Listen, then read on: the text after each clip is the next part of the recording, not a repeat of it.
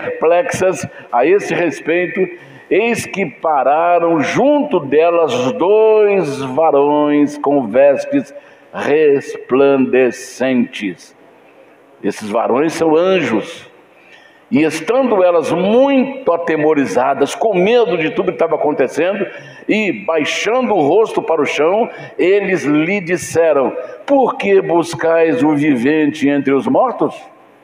Por que você busca gente viva dentro dos mortos? Aqui é o lugar de morto. Por que você está buscando alguém que está vivo no lugar de morto? O anjo fez essa pergunta para ela. Não está aqui, mas ressuscitou. Lembrai-vos como vos falou estando ainda na Galileia, dizendo: convém que o Filho do Homem seja entregue nas mãos de homens pecadores e seja crucificado, e ao terceiro dia ressuscite. E lembraram-se das suas palavras. Aleluia. Graças a Deus. Até aí, feche os seus olhos, vamos fazer uma oração, pedindo a Deus que nos abençoe nesta manhã. Senhor nosso Deus e nosso Pai, muito obrigado, Senhor, por estarmos aqui na Tua casa, apresentando os nossos corpos em sacrifício vivo, santo, agradável a Ti, que é o nosso culto racional. Senhor, nos abençoe nesta manhã, fale aos nossos corações, derrame, Senhor, o Teu Espírito sobre nós, abençoe os pastores, abençoe o diaconato, abençoe os músicos, cantores, abençoe a Tua igreja que está presente, abençoe os irmãos que estão em viagem, ó Senhor, guarda-os e traga-os de volta na Tua presença, livre de perigos, de acidentes nas estradas, que o Senhor possa guardar cada um deles, meu Pai, que aproveitou o feriado prolongado para tirar um dia de descanso. Abençoe a vida de cada um deles, que eles sejam guardados pela Tua poderosa mão, e nós que aqui estamos, Senhor, nos abençoe, abra as comportas dos céus e derrame sobre nós o poder e a graça do Espírito Santo. Abençoe as crianças, abençoe os jovens, adolescentes, os casais, as famílias. Ó Senhor, manifesta a Tua glória nesta manhã, Senhor. Abençoe aqueles que vão nos assistir pelas redes sociais, coloque sobre eles a Tua mão e cura, Senhor, os enfermos, levanta os abatidos e faça milagres, Senhor, nessa casa, em nome do Senhor Jesus. Que as doenças sejam curadas, que os males sejam banidos e o Teu povo seja abençoado e liberto, em nome do Senhor Jesus. Nos abençoe nesta manhã, eu Te peço, meu Pai, em nome do Senhor Jesus, para todos sempre. Amém e amém, Jesus. Graças a Deus, os irmãos podem se assentar. Graças a Deus. Muito bem. Hoje nós vamos falar sobre a poderosa ressurreição de Jesus Cristo. A palavra de Deus, tanto no Velho quanto no Novo Testamento, fala de ressurreições que ocorreram no período do Velho Testamento e no período do Novo Testamento. Vou te dar alguns exemplos na Bíblia. Em 2 Reis, capítulo 4, Eliseu, lá no Velho Testamento, ressuscita o filho da Sunamita, uma criança. No Novo Testamento, Jesus ressuscitou Lázaro. No capítulo 11 de João, Jesus ressuscitou Lázaro morto há 4 dias. No Novo Testamento ainda, Pedro ressuscitou Dorcas, em Atos capítulo 36 ao 42. E no Novo Testamento ainda, Paulo ressuscita Eutico, um jovem, lá no capítulo 20, verso 9 de Atos. Então, Paulo prolongou uma pregação, e no segundo andar, ele estava pregando no pavimento de cima de uma residência, e estava muito cheio. Todo mundo queria ouvir a mensagem de Paulo. Então, esse jovem Eutico, ele estava assentado na janela.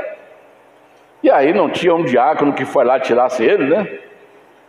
Aí ele adormeceu, porque a mensagem de Paulo estava entrando para a madrugada dentro. Aí ele dorme, e no dormir ele caiu da janela. Desceram correndo lá, ele estava morto. Aí Paulo fez a oração, e o jovem Eutico ressuscitou. Então, a Bíblia fala de várias ressurreições. Todo dia acontece ressurreição nos hospitais. Só que a mão do homem, né? Equipamentos. Às vezes a pessoa tem uma parada cardíaca, eles fazem massagem, e a pessoa volta. Está aí o doutor Vinícius, que faz parte da equipe, né? Muitas pessoas são ressuscitadas no hospital. Eu vi de uma criança que ela ficou 20 minutos embaixo d'água. Não era para conseguir mais a sobrevivência dela. Aí descobriram que ela estava no fundo da piscina, socorreram ela e começaram a chamar o bombeiro, e nesse intervalo começaram a fazer massagem na criança. E aí a família, que é cristã, caiu de oração, de joelhos e orando, e o bombeiro chegou, começou a dar assistência, medicação, aplicar medicamento no coração, massagear, trouxe equipamentos de respiração e tudo mais, e a criança voltou e não teve sequela nenhuma. Então acontece a ressurreição todo dia no hospital, não é isso mesmo, doutor Vinícius? Todo dia acontece, ali pela mão do homem, equipamentos e medicamentos e tudo mais, mas nós estamos falando de milagres. Não é que o médico lá não está fazendo um milagre, é um milagre que está acontecendo, mas Deus está usando a mão do médico. Eu estou falando aqui de pessoas cheias do Espírito Santo, que não usou nenhum equipamento médico, não usou nenhuma estratégia para poder fazer com que aquele coração voltasse a bater. Então, a Bíblia fala de muitas ressurreições, eu separei algumas aqui, que já compartilhei com vocês. Agora, todas essas pessoas que ressuscitaram na Bíblia, voltaram a morrer. Elas voltaram a morrer. A ressurreição era um sinal do que viria pela frente. Do que viria pela frente. O futuro do ser humano na frente. Então, por isso houve essas ressurreições como sinal do que viria, do que Jesus faria no futuro bem próximo. Essas pessoas que ressuscitaram, todas elas, Lázaro voltou a morrer. O filho da viúva, a sunamita, filho da sunamita, não era viúva, o filho da sunamita voltou a morrer. Jesus também ressuscitou um menino, o filho de uma viúva. Coloquei aqui, só coloquei alguns exemplos. Todos eles voltaram a morrer. Por quê? Porque a Bíblia diz lá em 1 Coríntios, capítulo 15, verso 23, olha o que está escrito aí. 1 Coríntios, capítulo 15, verso 23, olha o que está escrito aí. Mas cada um por sua ordem, Cristo as primícias, depois os que são de Cristo na sua vinda. Então, todas essas pessoas que ressuscitaram morreram. Por quê? Porque estavam esperando o primeiro a ressurgir para nunca mais morrer. E quem era o primeiro? Jesus Cristo. E os outros ressuscitariam na sua vinda. Então, enquanto o primeiro não ressuscitou para viver eternamente, todos que ressuscitaram, seja no hospital, seja por intervenção do Espírito Santo, da oração, como aconteceu, todos eles voltaram a morrer, porque eles estavam esperando as primícias. Jesus Cristo deveria ser o primeiro a ressuscitar para nunca mais morrer. Aleluia. Aí depois, a sequência. Por isso que todos morreram que ressuscitaram.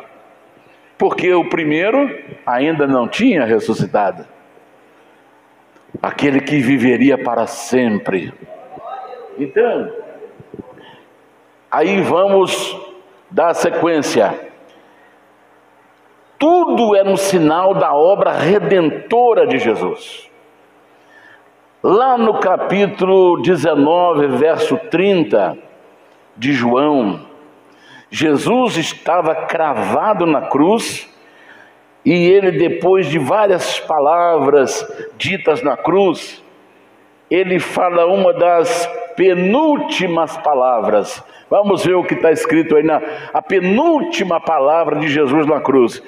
E quando Jesus tomou o vinagre, disse: está consumado.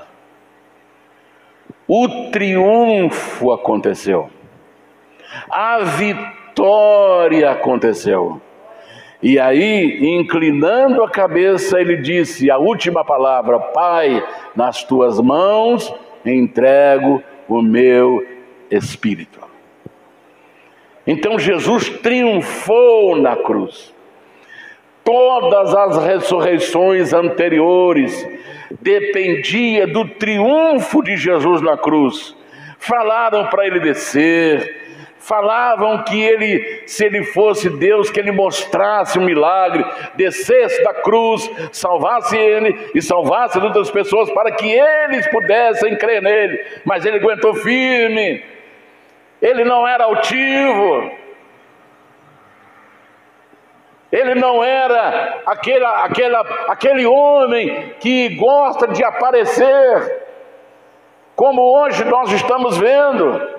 Pessoa se intitula profeta e começa a fazer sinais, fazer prodígios de levar a pessoa a cair, hipnose, dá um toque na pessoa, a pessoa apaga, começa a tremedeira no chão. Irmãos, Deus, quando o Espírito Santo vem na nossa vida, não vem para derrubar, vem para levantar. Deus não fala com ninguém caído. Primeiro Deus levanta para depois falar. Você pode ler na Bíblia, nos livros dos profetas, Ezequiel era um homem que viajava nas asas do Espírito. E ele falou assim: olha, e quando ele colocou a mão sobre mim, eu caí por terra, mas ele pegou-me pelos cabelos e me levantou e começou a falar comigo. Está dando para você entender? Hoje nós temos que tomar muito cuidado, porque as pessoas se intitulam profetas e começa uma derrubada dizendo que é o Espírito Santo. Então, irmãos, Jesus disse: está consumado. Então, tudo que Jesus fez, ressuscitou mortos, curou paralíticos, expulsou demônios, curou enfermos, abriu os olhos de cego, tudo dependia dessa obra na cruz. E a segunda coisa dependia da sua ressurreição. Se Jesus não tivesse ressuscitado, tudo era em vão. Tudo estava perdido. E eu vou mostrar para você aqui. Então, a Bíblia mostra, lá no capítulo 4 de Lucas, Jesus venceu Satanás. Satanás despertou os desejos de Jesus, estando ele 40 dias e 40 noites em jejum. Aí Satanás chega e fala de pão. Você está em jejum e alguém fala assim: olha, tem um bolo aqui. Aí já começa a vir tudo na cabeça da pessoa. Eu já falei aqui uma vez, você quer ver uma coisa? Se você tiver, saiu de casa, às vezes você até esqueceu de tomar café, e saiu, foi na cidade, voltou, nada te chamou a atenção, mas fala assim: Senhor, eu vou jejuar até 3 horas da tarde, eu vou jejuar até meio-dia, eu vou jejuar até as 6 horas da tarde. Aí você vai na cidade para você ver. Irmão, você entra numa galeria, Parece que eles arrastam aquelas vitrines de pastel, põe bem na sua frente assim, ó. Bem na sua frente. Você sente cheiro de tudo quanto é salgado e comida na cidade. Fala, meu Deus, a pessoa sai normal, nem percebe nada disso. Mas quando você sai em jejum, irmão, por quê? É o despertamento do desejo da carne. Satanás quis pegar Jesus. Ele está com fome, então eu vou oferecer pão para ele. Se tu és o Filho de Deus, transforma essas pedras em pães. Aí Jesus, firme, disse, Satanás, está escrito, nem só de pão viverá o homem, mas de toda palavra que sai da boca de Deus. O diabo saiu. Aí ele volta,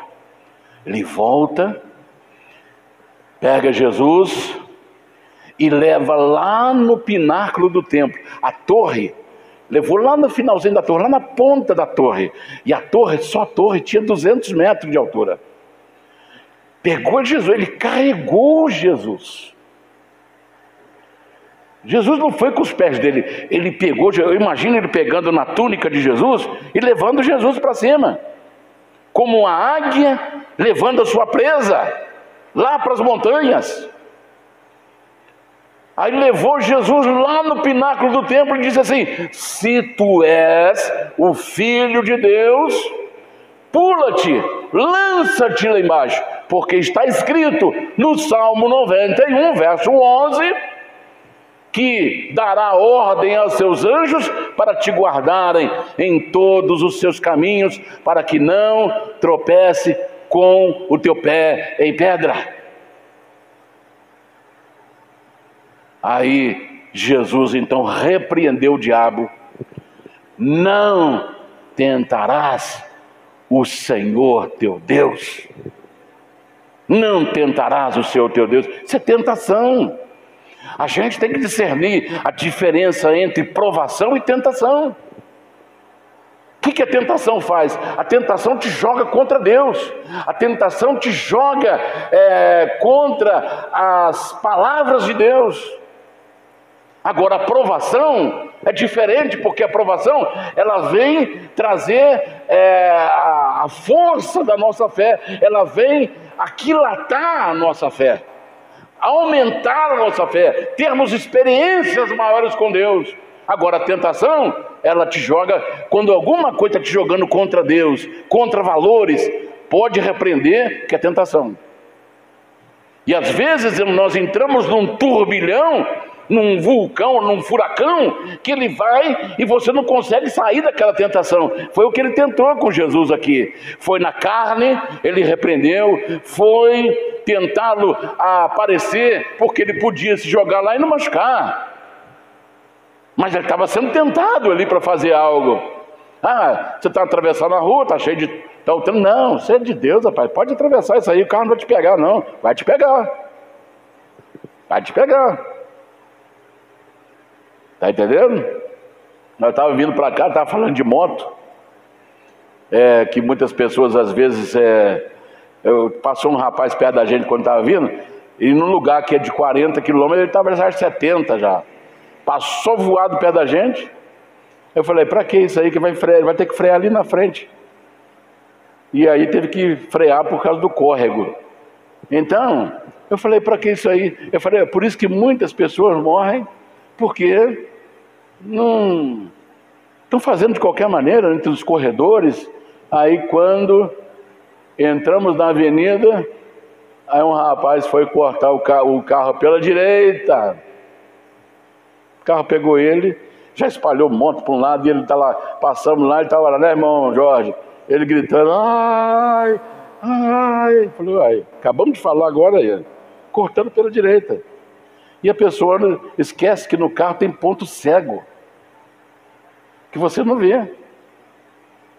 Então, às vezes a pessoa é autoconvencida de que nada vai acontecer com ela. Mas nesse mundo, o que Jesus disse? No mundo tereis aflições, mas tende bom ânimo, porque eu venci o mundo. Então cabe a nós a prudência. cabe a nós o cuidado, cabe a nós o discernimento. Não tentarás o Senhor teu Deus, disse Jesus para o diabo. Aí o diabo fugiu. Aí Jesus desce da torre, e aí ele pega Jesus novamente e leva lá no alto da maior montanha daquela região, maior montanha do deserto. E aí Satanás estala o dedo, aparece um telão, e nesse telão aparece todos os reinos do mundo e a glória deles. Aí Satanás vira para Jesus e disse: tudo isso será seu. Preste bem atenção nisso. Quem que está oferecendo riqueza? Quem que está oferecendo riqueza para Jesus? Eu vou te dar todos os reinos do mundo e a glória deles. Você será glorificado pelos reinos do mundo. Então, aí Satanás falou: eu te darei, se você prostrado me adorar. Está dando para você entender? Diferente de Jesus, que um jovem rico, irmãos, a riqueza, ela deve ser uma consequência, não uma busca diária, não um alvo específico. Eu quero ser rico, eu quero comprar um carro, eu quero comprar uma mansão, Irmãos, não deve ser o nosso alvo. Quando Jesus encontra com um jovem rico, ele falou assim: bom mestre, que farei para herdar a vida eterna? Jesus falou: você tem observado os mandamentos desde a minha infância, meus pais me ensinou as palavras de Deus. Muito bem, queres ser perfeito? Vai, vende tudo que você tem, dê aos pobres, distribua para os pobres, vem, me segue e terás um tesouro no céu. Preste atenção nisso. A nossa riqueza não está neste planeta. A nossa riqueza está no céu. E nós vamos ver isso agora. O que adianta uma pessoa estar em cima de uma montanha de ouro, mas aquilo tudo será consumido pelo fogo? O que farão com a sua riqueza? A sua riqueza não poderá salvá-lo. A sua riqueza, o seu dinheiro no banco não poderá livrá-lo. Um homem plantou muita na sua fazenda e teve que fazer outro celeiro para guardar a sua colheita. E quando a colheita estava já no celeiro, ele chegou na frente do celeiro e disse: minha alma tem para muito e muito tempo, folga, regala-te, porque está tranquilo daqui para frente, nunca mais você vai passar fome, porque o celeiro estava cheio. Aí veio uma palavra assim: louco, se te pedir a sua alma agora, o que você tem guardado, para quem será? O que você tem, para quem será? Isso é uma loucura. Porque o homem está sujeito a partir desse mundo a qualquer momento. Quantos que partem com idade mínima?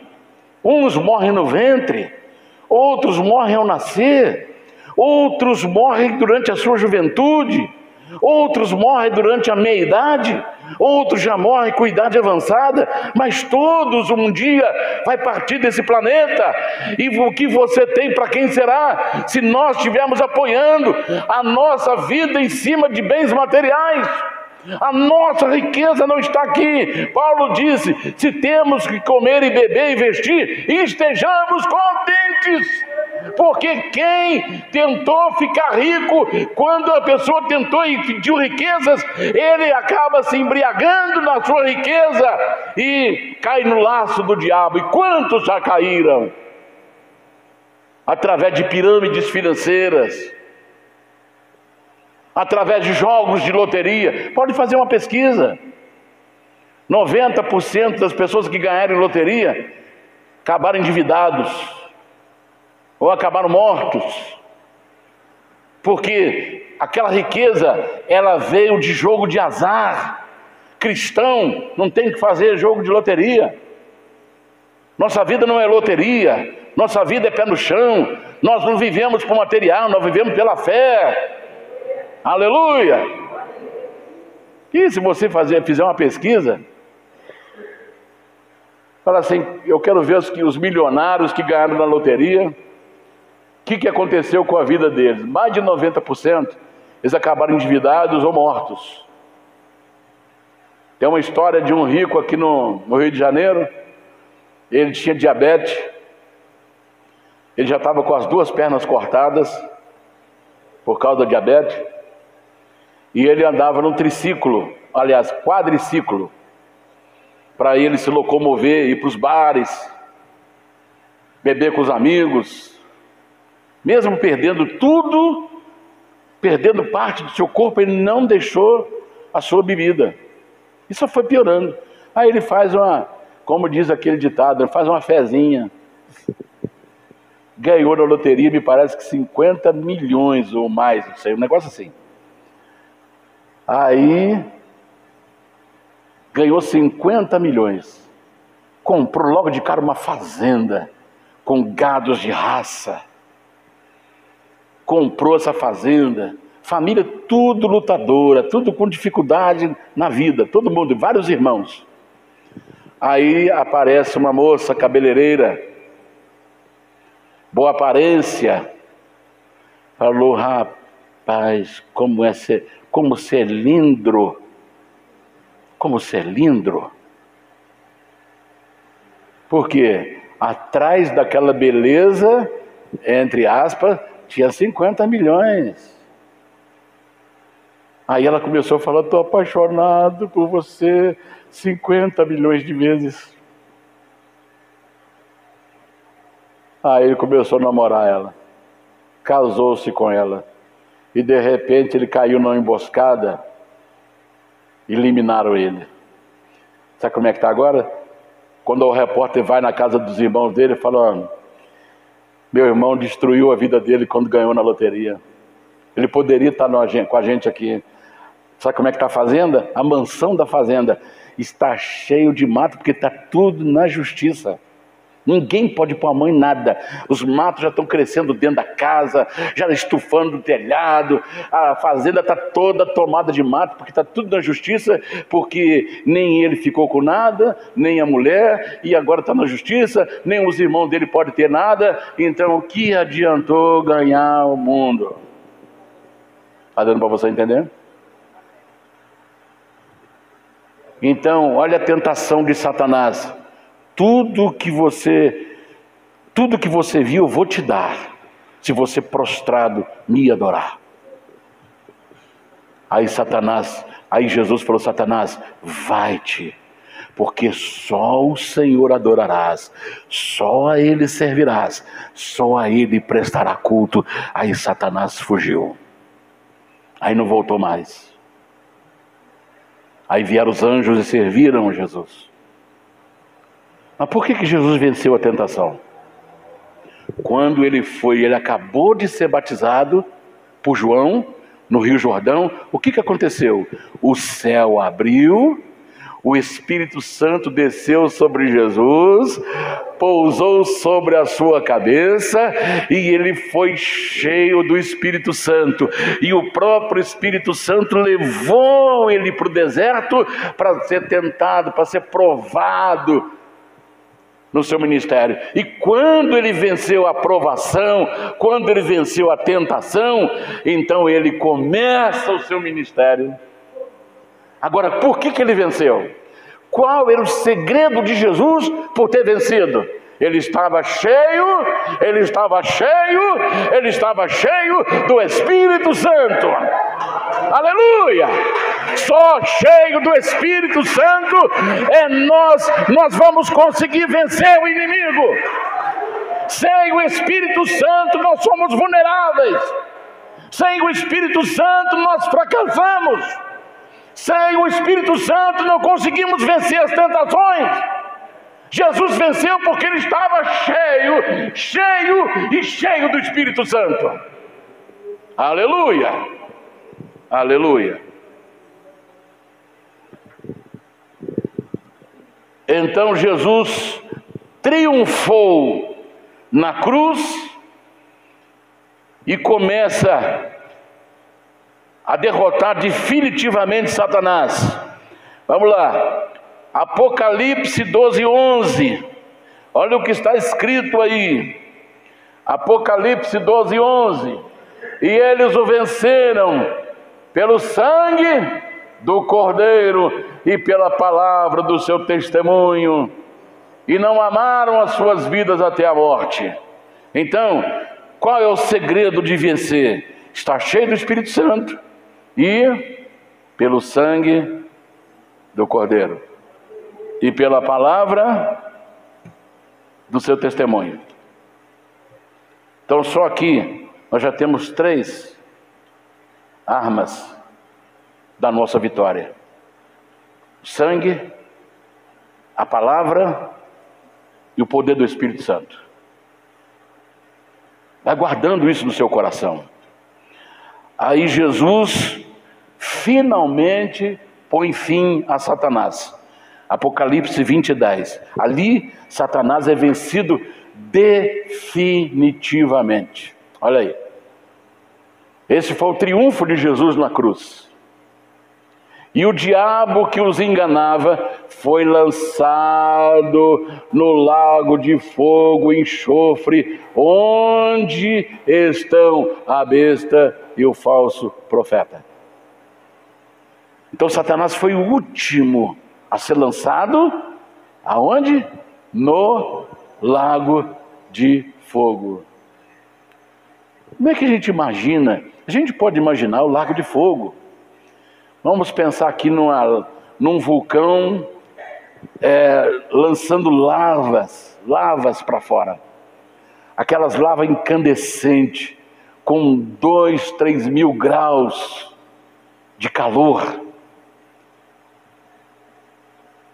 Então, esse lago pode ser semelhante a um vulcão incandescente, que tudo que bate ali. Eu estava vendo um rapaz se aproximou de um vulcão, onde ele estava, as lavas estavam sendo jogadas para fora.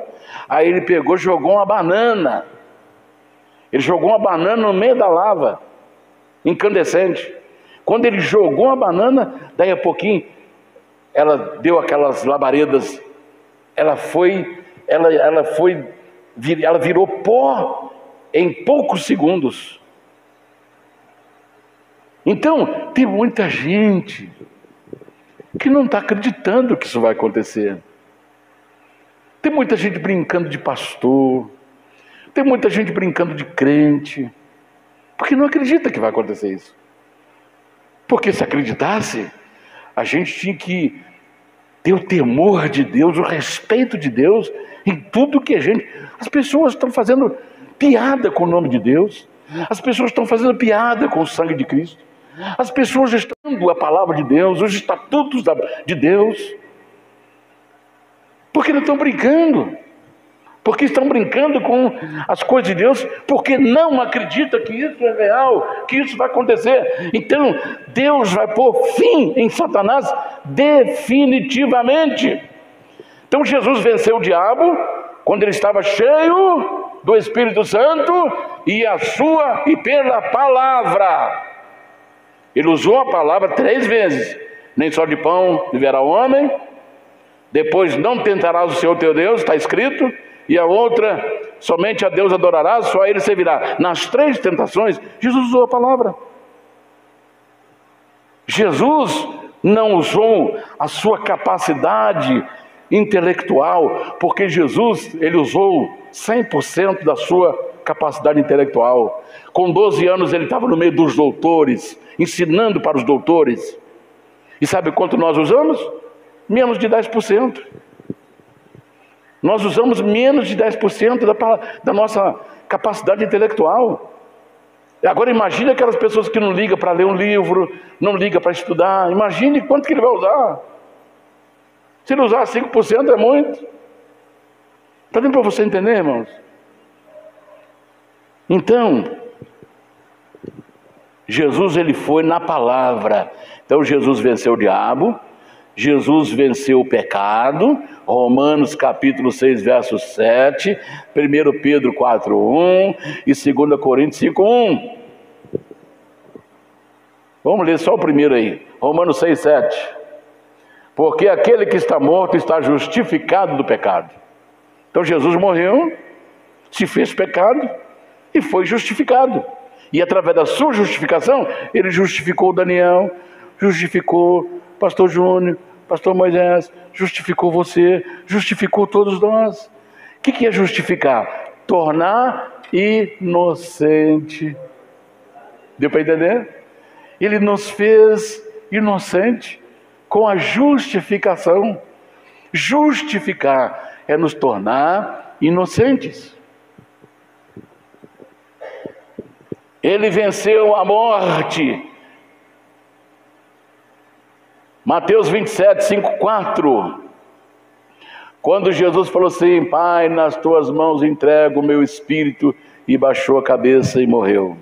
Aí o que aconteceu lá no Calvário? Calvário era um cemitério.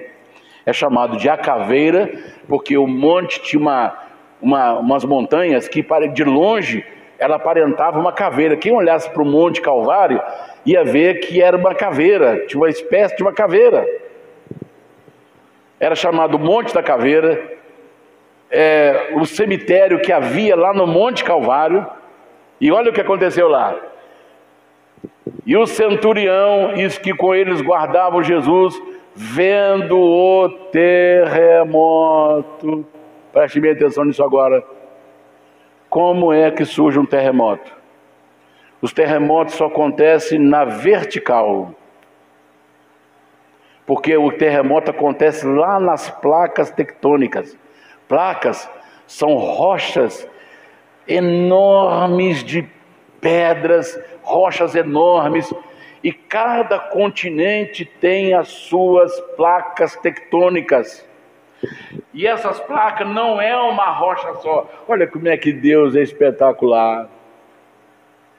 Deus é maravilhoso. Teve um pastor que foi um dos meus primeiros pastores, que eu aprendi muito com ele. Então ele construiu uma igreja perto da linha de trem. Perto da linha do trem. Olha só o trabalho da engenharia. Era uma igreja tamanho dessa que está aqui, mais estreita um pouquinho, 10, aqui tem 14, 15. Ela era esse tamanho aqui, 21 por 10. Mas ele fez de laje. Mas no meio da igreja, no meio da laje, ele fez coluna, viga invertida. Viga invertida, as vigas não aparecem como está aqui. Isso aqui é a viga normal, só que é de aço. Se fosse bater laje aqui, essas vigas seriam de concreto com ferro. Só que ele fez ela invertida. Ela fez por cima da laje. Quem entra na igreja não vê viga. A viga está lá 70, 80 centímetros por cima da laje, segurando a laje. Mas só que no meio, quando quem mora na beira de linha, você fica assim, a casa fica assim, ó. Que são toneladas e toneladas de peso passando a uma velocidade de quase 100 quilômetros. Então as casas começam a rachar, começa a balançar tudo. Então o engenheiro falou assim: olha, nós vamos dividir esse prédio. Aí no meio vai ter duas vigas, uma encostada na outra, e ali você vai fazer separação. Um prédio vai ficar separado do outro. Irmãos, quando o trem passava lá, uma laje fazia assim, olha. Ficava assim, ó. Não tem uma rachadura no prédio. Aquilo ali é como uma placa tectônica. A terra está sempre em movimento. A terra está sempre girando. Girando, girando. Então, as placas, aquelas rochas enormes que estão lá no fundo, a 300, 400, 500, 800, 1.000, 3.000 metros para dentro do chão, elas se movimentam. E onde ela se movimenta, ali que vai acontecer o terremoto. Ela começa a bater uma na outra, e quando ela sobe numa outra, aí vem uma explosão que é o terremoto. Uma placa sobe na outra, aí vem como se fosse milhões de bombas atômicas sendo explodidas. Aí em cima, tudo que tiver em cima vai para o chão. Deu para entender? Um movimento das placas. Então o terremoto nunca acontece na horizontal, ele sempre acontece, seja no mar, seja numa montanha, ele sempre acontece lá nas placas tectônicas, lá no fundo. Agora esse terremoto aqui não foi das placas. Esse terremoto aqui foi por causa do poderoso triunfo que Jesus teve sobre a morte. Quando ele morreu, ele disse: Pai, nas tuas mãos entrego o meu espírito.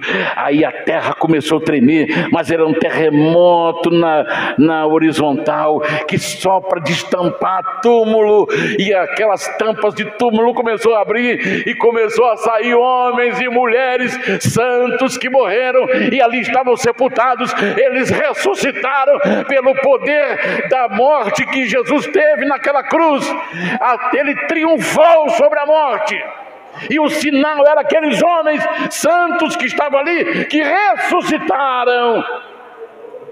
Aí o centurião, vendo aquilo, vendo o terremoto e as coisas que haviam sucedido, tiveram grande temor, grande medo, e disseram: verdadeiramente este era Filho de Deus.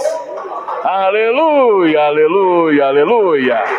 Este verdadeiramente era Filho de Deus. Aleluia. Nós temos também alguns versos aí que para quem gosta de anotar, 51, 52, 53 de Mateus 27. Lá em Apocalipse capítulo 1, verso 12 ao 18, Jesus aparece para João, mas agora ele está glorificado. Glorificado. O que significa isso? Que o seu corpo tornou-se incorruptível. Não morre mais, não sente fome mais, não sente dor, não fica doente, não envelhece. Vai olhando aonde está a nossa riqueza. Está dando para você perceber? Quando Jesus estava em carne, ele sentia fome, cansaço, sono, sede, limitado ao espaço físico, limitado à matéria, limitado ao tempo. Quando Jesus soube da notícia que Lázaro estava doente, ele levou 4 dias para chegar lá. Deu para entender? Ele estava limitado ao tempo. Não tinha ônibus na porta que passasse: Ô Jesus, você está indo para onde? Estou indo lá para a aldeia onde mora Lázaro e Maria. Ah, então entra aí, vou te dar uma carona.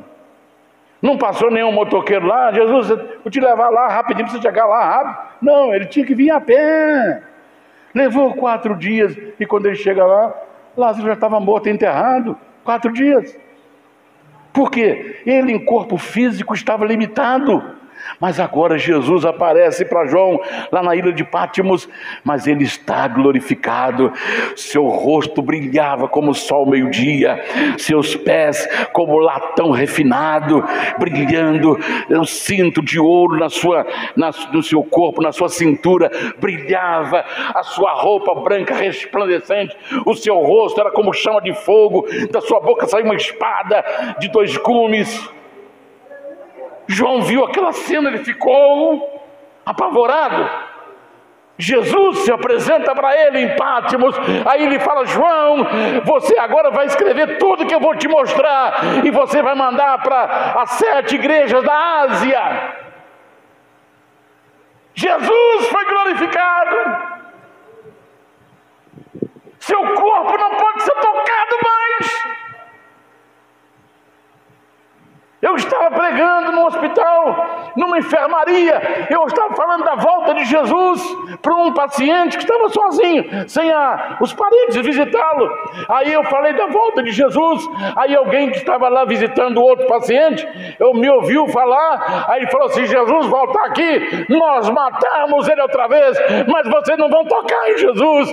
Vocês não podem tocar nele mais, porque ele não virá como homem, mas ele virá como juiz, tomando vingança contra aqueles que não obedecem a Deus, que não acreditam em Deus e nem obedecem ao Evangelho de nosso Senhor Jesus Cristo.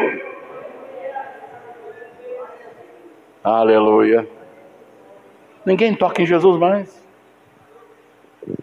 Ninguém toca nele mais.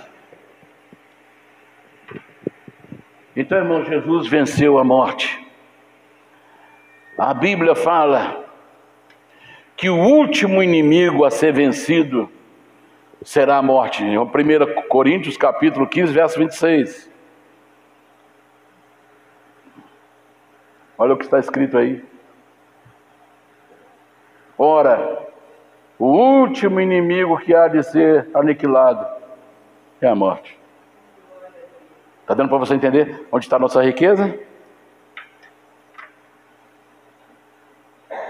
O homem que chegou na frente do seu celeiro, alma, você tem para muitos anos.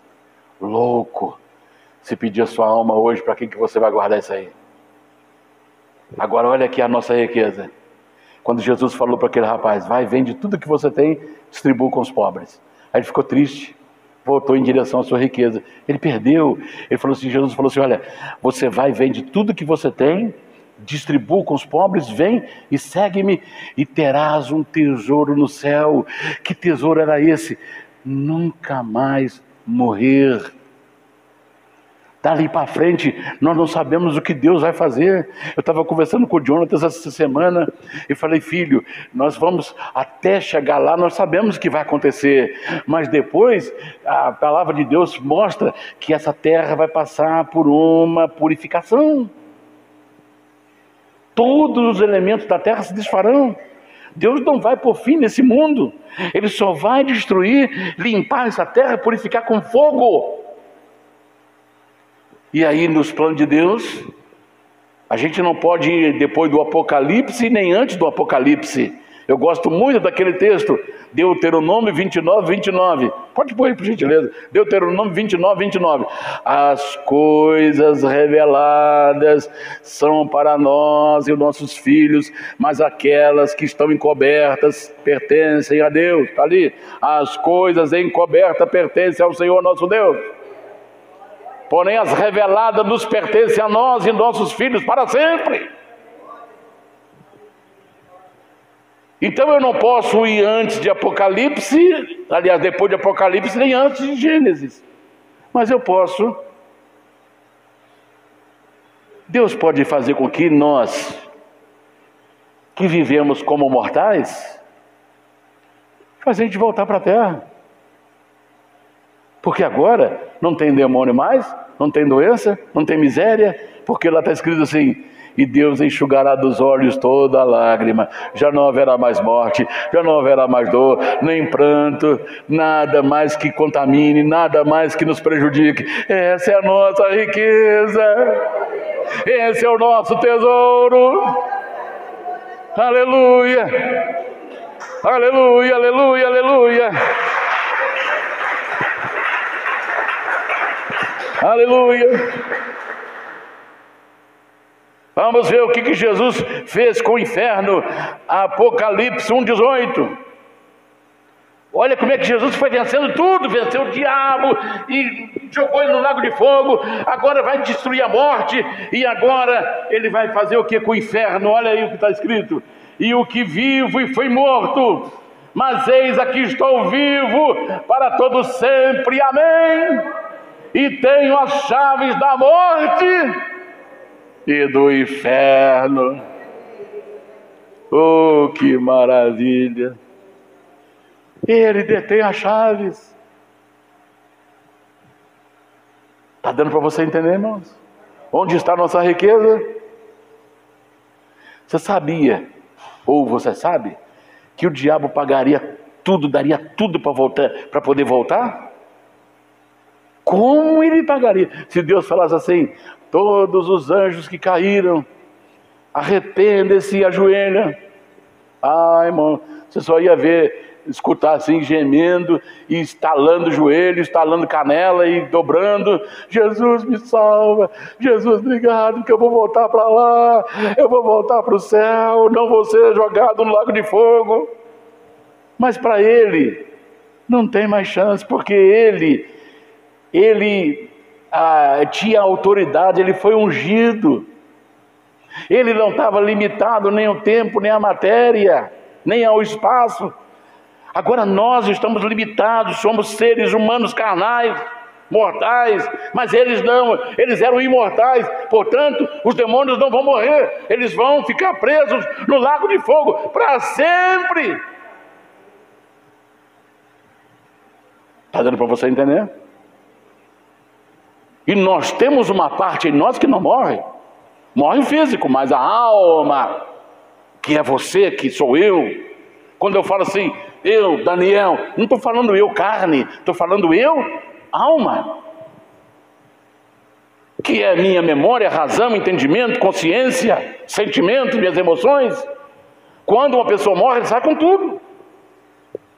Ele sabe quem que deixou na terra, ele sabe o que ele fez na terra, ele sabe quem são os pais dele na terra. Sabe tudo, porque a alma não morre, ela sai com a mente, com a memória, com a razão, com a consciência, com as emoções. É por isso que o outro lado, a gente tem que estar preparado para passar para o outro lado. Então, só Jesus pode garantir a eternidade para nós. Então, na mão dele está tudo, porque ele triunfou. A ressurreição de Cristo, a poderosa ressurreição de Cristo. E a palavra de Deus mostra que Jesus ressuscitou e também será a ressurreição de todos os santos. Aqui cabe uma explicação.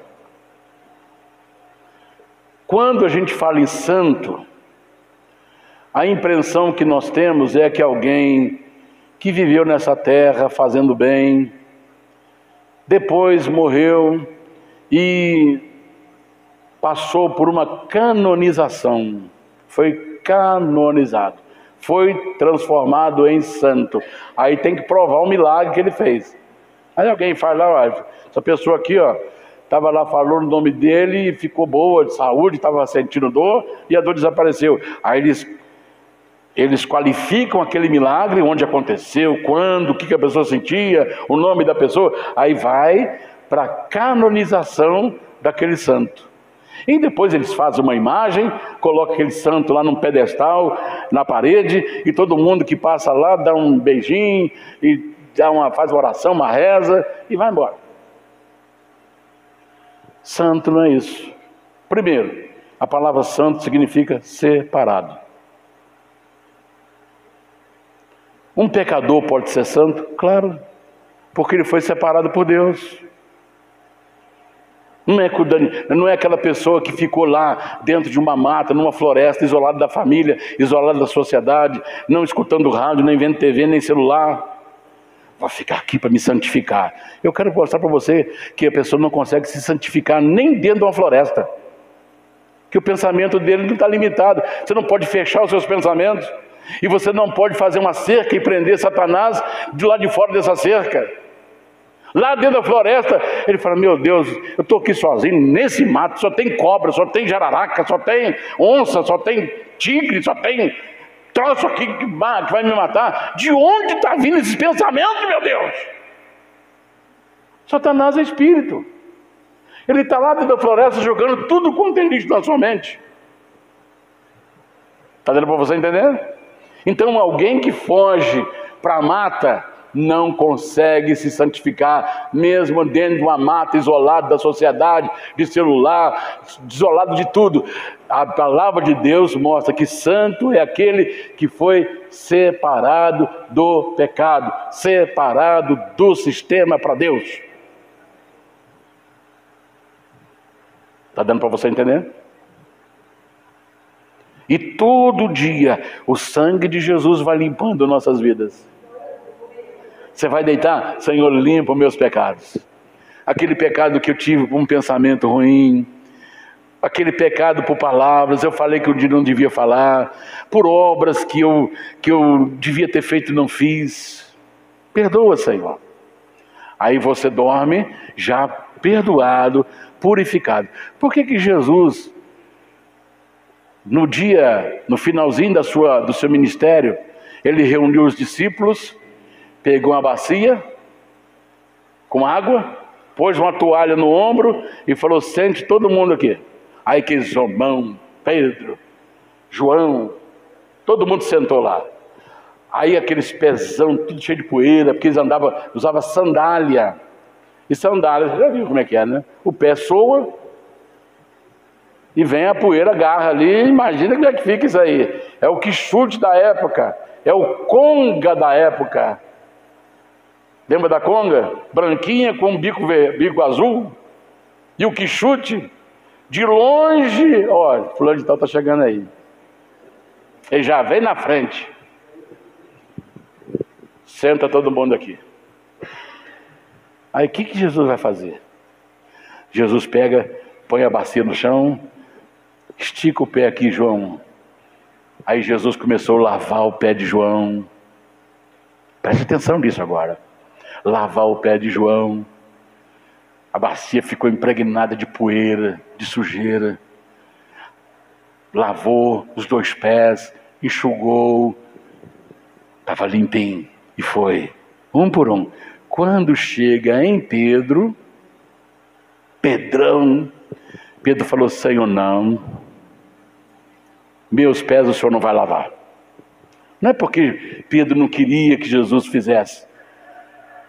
É porque Pedro falou assim, Pedro se sentiu indigno de o seu Senhor estar lavando os seus pés.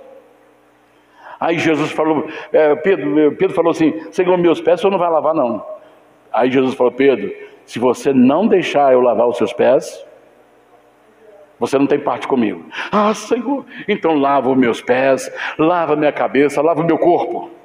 Ele falou: não, só os pés já basta, porque o restante, cabeça, o corpo, já está limpo pela palavra que vos tenho falado. Está dando para você entender? Por que lavou os pés dele? Porque no nosso dia a dia nós vamos pegando a poeira do pecado. Nós não vivemos em pecado, não queremos o pecado, não queremos pecar, não queremos entristecer Deus, não queremos entristecer o Espírito Santo, mas a poeira do pecado, que você chega na sua empresa e o sujeito lá está falando palavrão, e aquele palavrão entra na sua cabeça e já logo forma a imagem. Aquilo é a poeira que veio sobre você no seu andar diário. Não é que a cabeça está contaminada, a cabeça está limpa pela palavra que nós lemos todo dia. E tem um estudo aí, uma pesquisa. Eu salvei aquela pesquisa, mas uma coisa extraordinária, que ela é até usada cientificamente. Quem ouve a palavra de Deus tem tantos por cento disso, tantos por cento daquilo. E quando você ainda lê e você ensina a palavra, você vai a 260%. Eu vou pegar a pesquisa e vou ver se a gente passa lá aqui para você. O poder que tem essa palavra. Para quem está ouvindo e para quem está falando. Para quem está ensinando. Quando você está preparando mensagem na sua casa, você não imagina como que Deus está trabalhando a sua vida. Está nessa pesquisa. Quando você está trabalhando, o que Deus está tirando de ódio, que Deus está tirando de tristeza, que Deus está tirando de raiva, que Deus está tirando de rancor, é uma coisa extraordinária. E é pesquisa científica. O poder que tem a palavra. Então, separado é aquela pessoa que Jesus separou deste mundo pecaminoso. Você é um servo de Deus, está se conservando, se cuidando. Por que você está se cuidando? Porque você é santo. Então, assim como vamos ver o versículo Romanos 8, verso 11. Já estou indo para os finalmente. E se o Espírito daquele que dentre os mortos ressuscitou a Jesus habita em vós, aquele que dentre os mortos ressuscitou a Cristo, também vivificará os vossos corpos mortais pelo seu Espírito que em vós habita. Está dando para você entender? Quando há uma ressurreição, há uma intervenção humana ou divina. Aqui, o próprio Jesus se levantou da sepultura. Sabe por quê? Porque foi o Espírito Santo que o levantou de lá. Não foi ninguém que chegou lá. Jesus, em nome do Deus Todo-Poderoso, ressuscita aqui agora. Não. Ele levantou-se sozinho do túmulo. Marcos disse que a pedra era tão grande. Sabe quantas pessoas que precisariam remover a pedra do túmulo? 20 homens. Por que as mulheres que chegaram lá diante do túmulo ficaram atemorizadas? Porque a pedra ninguém podia removê-la, tinha que ser 20 homens. E chega lá, a pedra está removida e ainda tinha guardas tomando conta. Se 20 homens estivessem ido lá, os guardas teriam detectado a presença deles e não iria permitir que eles abrissem o túmulo. Elas ficaram aterrorizadas, perplexas, porque o túmulo a pedra estava removida. Está dando para você entender? Ali houve um milagre poderoso, que precisaria 20 homens para remover a pedra, e o corpo continuava morto lá dentro, mas a pedra foi removida e o corpo foi retirado. E sabe como foi encontrado a parnafenália? Como é que chama a parnafenália? Como é que chama o negócio aí? O que estava enrolado em Jesus, os panos, os lençóis estavam enrolados em Jesus. Como é que chama? As ataduras, né? Sabe como é que Jesus saiu dela? Jesus foi sugado de dentro dela. E chega lá, ninguém podia tirar o corpo dali sem desatar as ataduras. Jesus foi sugado lá de dentro. Estava tudo direitinho, mas não tinha nada ali dentro. Rapaz. Então não teve intervenção humana. É de estremecer. As Marias que teve lá tinham razão de ficar perplexas, aterrorizadas, com medo. Estavam apavoradas, porque elas entram e vê tudo direitinho, mas não tinha corpo ali dentro. E tinha uma toalha que elas tinham colocado lá do lado do túmulo. Essa toalha, ela estava dobrada e reservada no lugar. Está dando para você entender? Isso mostra uma tradição que tem os judeus, Por exemplo, quando eles vão no restaurante, que é rodízio.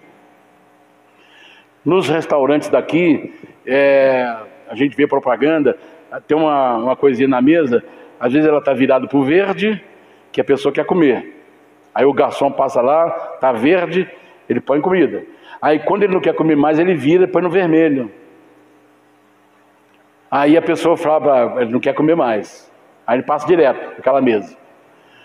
Nos restaurantes judaicos, ou de propriedade de judeus, eles põem a toalha. Se a toalha tiver dobradinha na mesa, a pessoa já comeu bastante, aí ele pega, dobra a mesa e vai lá no sanitário, ou vai lavar as mãos, ou qualquer outra coisa, mas ele deixa a toalha dobrada. Então isso significa que ele vai voltar para a mesa. O garçom sabe que ele vai voltar para a mesa.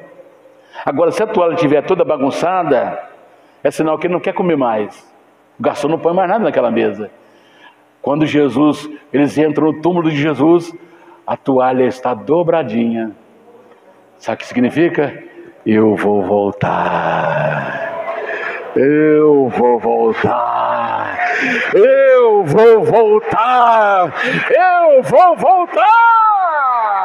Aleluia! Aleluia! Aleluia! Eu voltarei. Pode me esperar que eu voltarei. Aleluia, aleluia. Eu já vou para o encerramento. Sem a ressurreição não há nova vida, porque a ressurreição inaugura uma nova vida. Sem a ressurreição nós não teríamos essa nova vida. 2 Coríntios capítulo 5, verso 17. 2 Coríntios capítulo 5, verso 17. Assim que, se alguém está em Cristo, nova criatura é. As coisas velhas já passaram, eis que tudo se fez novo. Então a ressurreição de Cristo inaugura uma nova vida.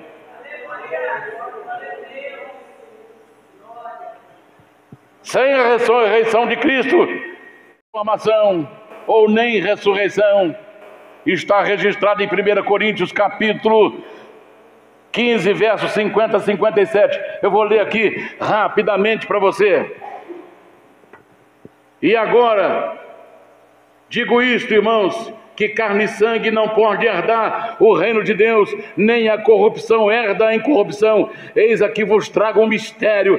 Na verdade, nem todos dormiremos, mas todos seremos transformados num momento, num abrir e fechar de olhos, ante a última trombeta, porque a trombeta soará e os mortos ressuscitarão incorruptível, e nós seremos transformados, porque convém que isto que é corruptível se revista da incorruptibilidade, e o que é mortal se revista da imortalidade. E quando isto que é incorruptível se revestir da incorruptibilidade, e isto que é mortal se revestir da imortalidade, então cumprir-se-á a palavra que está escrita: tragada foi a morte na vitória. Onde está, ó morte, o teu aguilhão? Onde está, ó morte? Onde está, ó inferno, a tua vitória? Ora, o aguilhão da morte é o pecado, e a força do pecado é a lei. Mas graças a Deus que nos dá a vitória por nosso Senhor Jesus Cristo. Portanto, meus amados irmãos, sede firmes, sempre constante na obra do Senhor. Aleluia! Aleluia! Nenhum corpo corruptível herdará incorrupção, mas o nosso corpo corruptível será transformado num corpo incorruptível, que não morre mais e não apodrece mais. Mas por causa de quê? Por causa da ressurreição de Jesus. Que poder, hein? Irmãos, a gente não pode nem imaginar o que espera pela gente.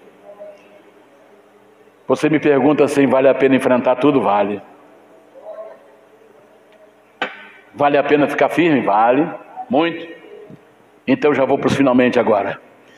Vai acontecer 2 ressurreições. Vamos ver qual o destino dessas 2 ressurreições. Daniel, capítulo 12, 2 e 3.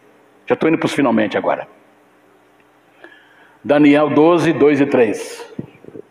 Olha o que Deus mostrou para Daniel. Muitos dos que dormem no pó da terra ressuscitarão. Todos vão ressuscitar. Por causa da ressurreição de Jesus. Eles vão ganhar um corpo que não destrói mais.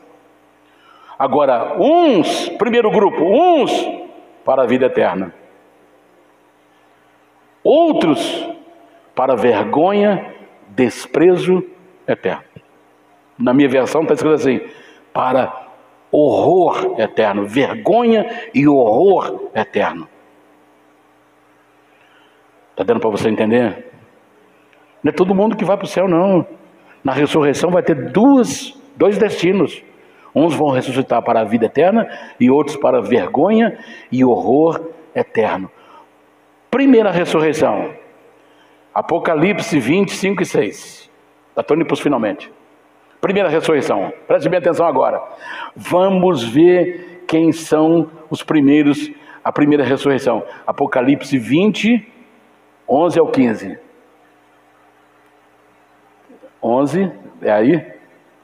E vi um grande trono branco, e o que estava sentado sobre ele, de cuja presença fugiu a terra e o céu.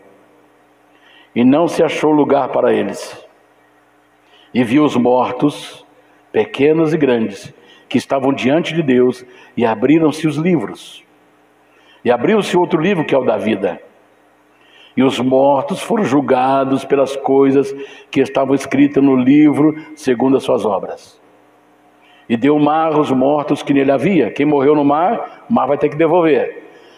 A morte e o inferno. Quem está no inferno vai ter que sair. E deram os mortos que nele havia. E foram julgados cada um segundo as suas obras. E a morte e o inferno foram lançados no lago de fogo. Esta é a segunda morte. E aquele que não foi achado escrito no livro da vida foi lançado no lago de fogo. Até aí?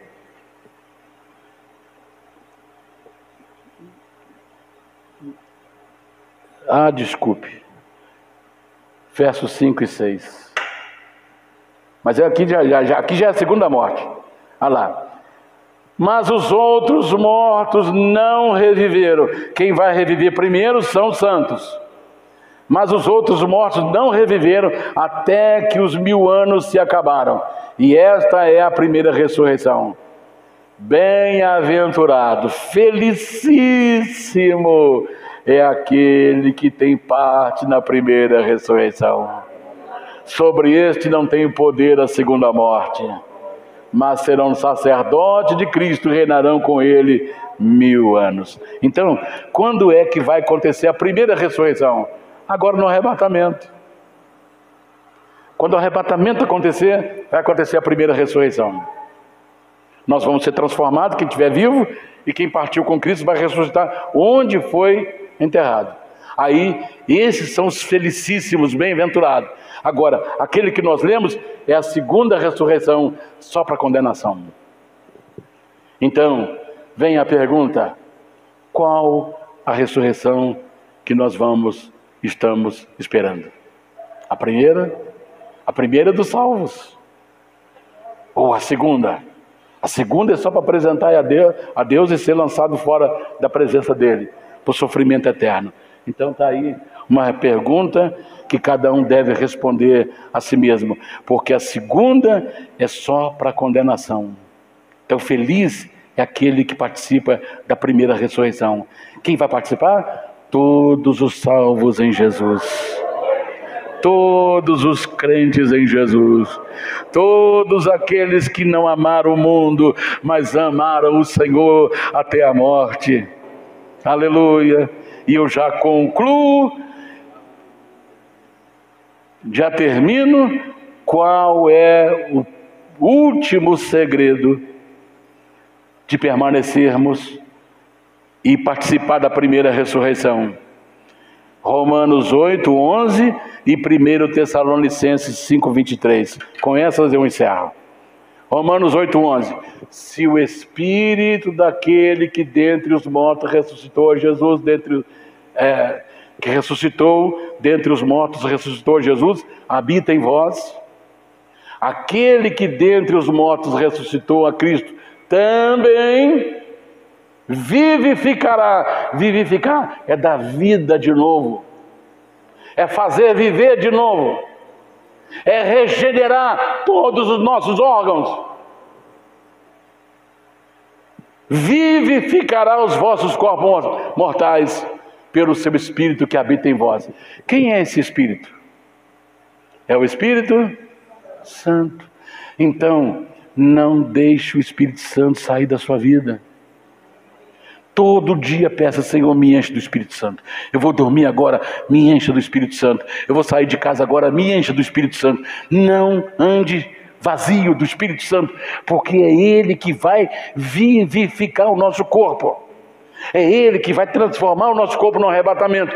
A gente não sabe que hora que vai acontecer. Pode ser de madrugada, pode ser trabalhando, pode ser viajando, pode ser no volante de um carro, pode ser dentro de um ônibus, pode ser passeando. Então saia de casa ou fique em casa cheio do Espírito Santo.